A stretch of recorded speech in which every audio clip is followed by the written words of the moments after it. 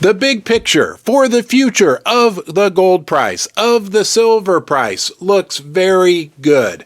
But we tend to forget about a big, key, critical component that has major impact on the price of silver and gold. Imagine, if you will, you have a son. He's not the most responsible of chaps. He likes to drink and gamble quite a bit, and he's heading out to Las Vegas, Nevada with his friends. You give him a credit card just in case he needs it, just in case he runs into some trouble. But you just don't give him any credit card. You give him your American Express with no credit limit, unlimited credit. That's just what we did here in the United States just a few weeks ago, when we allowed our government to not just raise the debt limit in the United States, but suspend the debt limit. But how does that relate to the silver price and the gold price? It directly relates. It's super interesting, and we're going to talk about it right now. Don't forget, you're the most important part of Ron's Basement. Like I've told you many times, we don't call it RonTube. Nope, it's called YouTube. It's a big honor for me that you're joining me right now. Please subscribe to the channel and give the video a thumbs up. That would really be helpful. Our trusted politicians in Washington have squandered the wealth of the United States, racking up over $32 trillion in debt. This will have a major impact on the future economic growth of the United States, the value of the dollar, and the silver price and gold price. We're going to refer to an article written by Michael Mahari via Shift Gold for some more details about what's going on and how this big change, this massive debt pile that continues to grow, will mean super high prices for silver and gold. Michael says the debt ceiling drama ended with fake budget cuts and a shiny new credit card with no limit for our federal government. Again, guys, it's so critical to understand, and this has kind of been swept under the rug by the mainstream media. They failed to mention to the U.S. public that we didn't just raise the debt ceiling. For the next year and a half, we gave our government open doors. They can rack up as much debt as they want. They suspended the debt ceiling. And when it comes to the value of silver and gold, there's a defined, clear to see relationship between big spikes in the national debt and the price of silver and gold. And why is that? Number one, rising debt creates economic uncertainty, and that increases the allure of gold and silver as safe haven assets. But more importantly, number two, the rising debt, the untenable debt levels that we have in this country right now result in inflation, and that in the end results in a devalued currency. But how does that happen? How does that work? Well, there's so much debt. There's so much debt that needs to be issued into the market, and it's only going to continue to grow. Do you think suddenly our politicians are going to wise up and say, boy, maybe we need to balance the budget? No, there's nothing but huge deficits projected for the coming decades, for that matter. At some point, the market can't absorb all the debt. And guess what happens then? Well, our old friend, Jerome Powell from the United States Federal Reserve, or whoever else they throw in there, they have to start printing money, making money out of nothing, right? They press a button on a computer and they create another $500 billion or $1 trillion.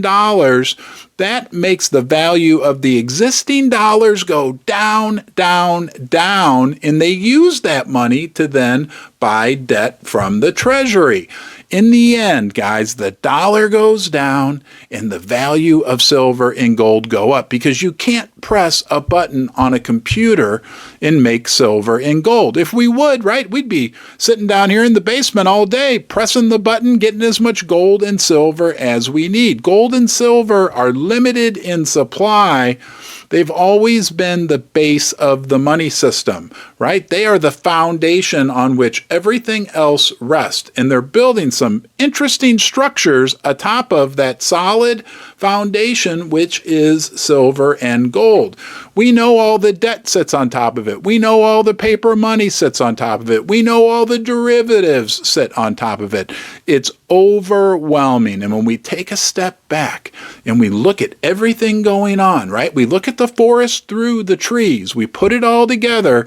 There's definitely a pot of silver and gold sitting right on the other side of that forest. Silver and gold have maintained their value for thousands of years. They've witnessed this story unfold, different versions of it, but basically the same thing that's going on right now has happened many, many times in history. The Roman Empire, the German Weimar, you name it, right? We could go on for hours about that. Silver and gold are prepared, right? They're like the Navy SEALs of the monetary world, right? They're a small elite group, and they're sitting in their barracks strong, they're well trained, and they're ready to go. And that's exactly what we're going to see unfold over the coming months, quarters, and years. Well, that's my opinion anyway. I don't have a crystal ball. I do have an opinion. I never recommend you make any financial decisions based upon anything that I share.